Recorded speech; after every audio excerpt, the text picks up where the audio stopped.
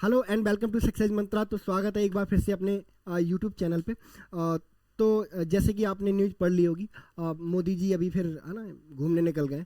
3 देशों की विजिट पर गए मोदी जी, है ना। नाइजीरिया जाएंगे सबसे पहले, देन उसके बाद ब्राज़ील में स्टे करेंगे और फिर गोयाना होते हुए फिर इंडिया आ जाएंगे। ठीक है, तो अपनी इस जो ऑफिशियल विजिट में उन्होंने जो पहला जो स्टेप रखा है वो नाइजीरिया में रखा है और नाइजीरिया के ग्रैंड कमांडर बन गए, grand commander of Nigeria.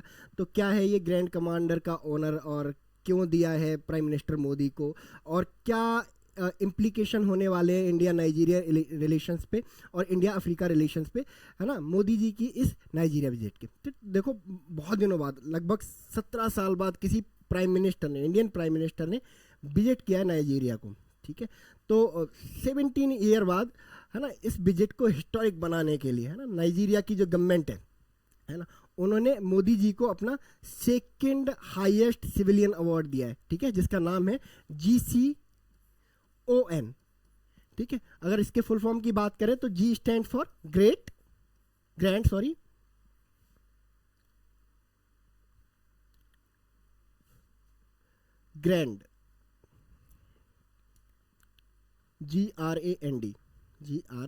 Grand. C stand for commander, ठीक है, of the order of Niger. ठीक है, और ये है second highest civilian honour of Nigeria. ठीक है, नाइजीरिया अब ऐसे ही किसी को अपना ये सेकंड हाईएस्ट ऑनर नहीं देता। हम अपना सेकंड हाईएस्ट ऑनर बहुत लोगों को दे चुके हैं। सत्या नडेला जो आजकल इंडिया में नहीं रहते हैं, अमेरिका के सिटीजन है। ठीक है, जापान के जो प्राइम मिनिस्टर थे शिंजो आबे, उनको भी हमने दिया था, एंड ऑस्ट्रेलिया के प्राइम मिनिस्टर वगैरह वगैरह। तो हम अपना जो सेकंड हाईएस्ट सिविलियन ऑनर है वो देते रहते हैं, है ना। हालांकि जो हमारा हाईएस्ट सिविलियन ऑनर है ना, वो अभी तक गिने चुने विदेशियों को ही, है ना, दिया गया है ना। बट जो नाइजीरिया है वो नहीं देता है। ठीक है, प्राइम मिनिस्टर नरेंद्र मोदी इस ऑर्डर को पाने वाले, है ना, इस अवार्ड को, इस हाईएस्ट सिविलियन अवार्ड को, सेकंड हाईएस्ट सिविलियन अवार्ड को पाने वाले सेकंड डिग्नेटरी बने हैं, फॉरेन डिग्नेटरी, जिन्होंने इस अवार्ड को ग्रैब किया है। ठीक है, इससे पहले ये अवार्ड 1969 में नाइजीरिया ने दिया था। किसको दिया था? नाइजीरिया की जो इंग्लैंड की जो क्वीन है ना, अब तो नहीं है ना, अब तो डेथ हो चुकी है, और उनका नाम था क्वीन एलिजाबेथ।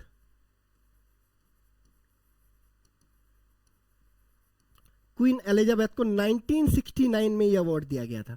ठीक है, तो क्वीन एलिजाबेथ के बाद, ठीक है, ये सम्मान पाने वाले, ये ऑनर पाने वाले प्राइम मिनिस्टर नरेंद्र मोदी दूसरे डिग्नेटरी बने हैं, फॉरेन डिग्नेटरी बने हैं। ठीक है, और 17 साल बाद, ठीक है, 17 ईयर बाद नाइजीरिया विजिट करने वाले, है ना, इंडिया के पहले प्राइम मिनिस्टर बने। यानी कि 17 साल बाद किसी प्राइम मिनिस्टर ने, है ना, नाइजीरिया को विजिट किया है। ठीक है, इसी के साथ जो नरेंद्र मोदी हैं उनके फीदर में एक कैप जुड़ गया है ना। इन्हें बहुत सारे कंट्रीज से हाईएस्ट सिविलियन ऑनर मिले, और अब तक टोटल 17 कंट्रीज से,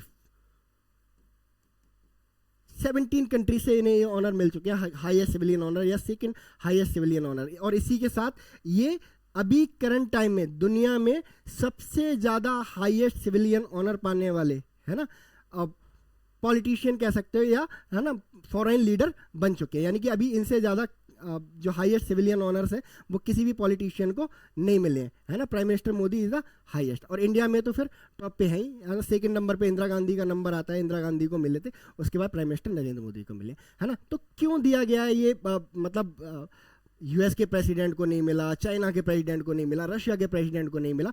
इंडिया की इंपॉर्टेंस जो है एकदम से नाइजीरिया की नज़रों में कैसे बढ़ गई? क्यों नाइजीरिया इंडियन प्राइम मिनिस्टर को इतना बड़ा ऑनर दे रहा है ना। तो इसके पीछे कारण जो है वो स्ट्रैटेजिक भी हैं और इकोनॉमिकल भी हैं।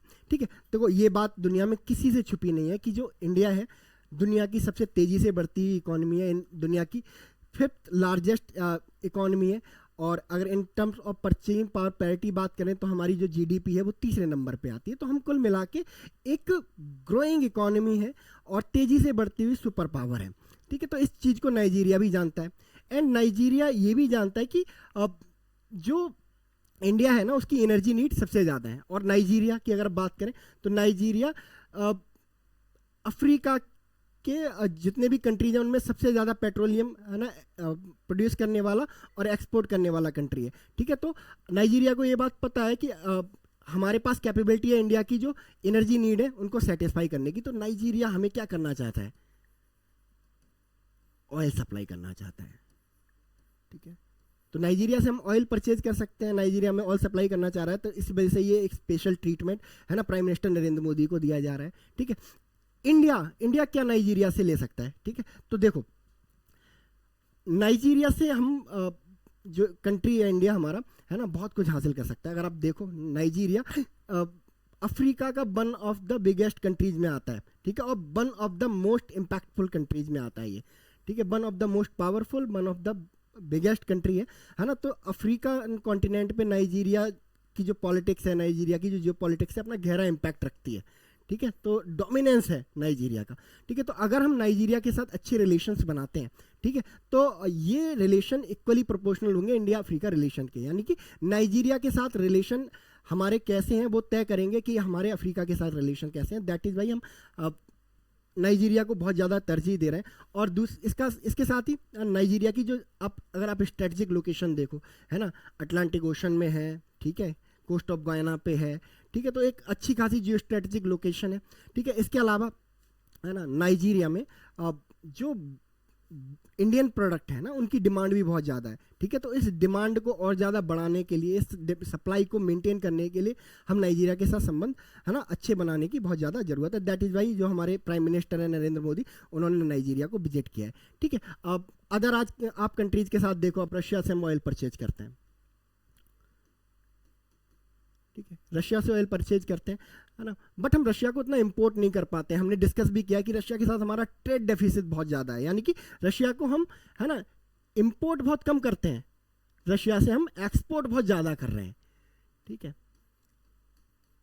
तो ये समस्या आ रही है रशिया के साथ और अदर कंट्रीज के साथ करने में, जबकि नाइजीरिया के साथ अगर हम ट्रेड करेंगे तो हमें ये समस्या नहीं आएगी। ऑन द अदर हैंड हम नाइजीरिया से क्या करेंगे, ऑयल इंपोर्ट करेंगे, और इन अदर हैंड क्या करेंगे, हम नाइजीरिया को बहुत सारा है ना, बहुत सारे जो इंडियन प्रोडक्ट है ना वो हम कर सकेंगे। और नाइजीरिया के लोगों के मन में हमारे लिए ऐसा कोई इन्फीरियरिटी कॉम्प्लेक्स भी नहीं है, था ना, इंडिया के बारे में बहुत अच्छा सोचते हैं, अच्छे पॉइंट ऑफ व्यू रखते हैं, है ना। आपको याद हो जब ट्विटर ने यहाँ के प्रेसिडेंट का अकाउंट ब्लॉक कर दिया था, तो डिसोन कर दिया था नाइजीरिया ने, ट्विटर को अपने यहाँ से बैन कर दिया था, और जो एक इंडियन सोशल मीडिया प्लेटफॉर्म है कू, है ना, उसको अपनाया था। तो ये दिखाता है कि इंडिया जो नाइजीरिया है, नाइजीरिया के लोग हैं वो इंडिया को लेके कितना पॉजिटिवली रिएक्ट करते हैं, इंडिया को लेके कितना पॉजिटिवली सोचते हैं। तो ये इंडिया और नाइजीरिया के जो है रिलेशंस का जो निचोड़ है, जो इस बार की प्राइम मिनिस्टर नरेंद्र मोदी की जो विजिट है ना, उसके ये मेजर इंप्लीकेशन निकल के आ सकते हैं। अगर हम बात करें नाइजीरिया के एज ए कंट्री, तो अबूजा इसकी कैपिटल है, ठीक है। अगर बात करें अब इसके बाउंड्री स्टेट की, तो साउथ में अगर जाएंगे तो इसके आपको बेनिन देखने को मिलेगा, ठीक है। एंड अगर नॉर्थ में जाएंगे तो आपको नाइजर देखने को मिलेगा, नॉर्थ ईस्ट में जाएंगे तो चैड देखने को मिलेगा थोड़ा सा, एंड अगर इसके साउथ में आएंगे, साउथ ईस्ट में आएंगे तो आपको कैमरून देखने को मिलेगा। तो ये चारों तरफ से घिरा हुआ है ना बहुत सारे कंट्री से, और वन ऑफ द कंट्री है जो जिसकी एक कोस्टल बाउंड्री है ना, कोस्ट ऑफ गोयना पे है ना ये मिलता है, ठीक है। मेजॉरिटी पॉपुलेशन की अगर बात करें तो 50-50 का रेशियो है, 50% यहाँ पे मुस्लिम देखने को मिलेंगे, 50% आपको यहाँ पे क्रिश्चियन देखने को मिलेंगे। अगर बात करें इंडिया के साथ सिमिलरिटी को लेकर है ना, तो ये जो नाइजीरिया है वो भी ब्रिटिश कॉलोनी रह चुका है, इंडिया भी एक ब्रिटिश कॉलोनी रह चुका है, तो दोनों ही कंट्री क्या है, कॉमनवेल्थ के मेंबर है, दोनों ही कंट्री कॉमनवेल्थ के मेंबर हैं। तो ये नाइजीरिया के बारे में एक बेसिक इन्फॉर्मेशन थी। बाकी आपका क्या सोचना है इंडिया नाइजीरिया रिलेशंस के बारे में, इंडिया अफ्रीका रिलेशंस के बारे में, आप अपना पॉइंट ऑफ व्यू हमें कमेंट सेक्शन में बता सकते हैं। मिलते हैं हम लोग नेक्स्ट वीडियो में, तब तक के लिए thank you so much and God bless you all.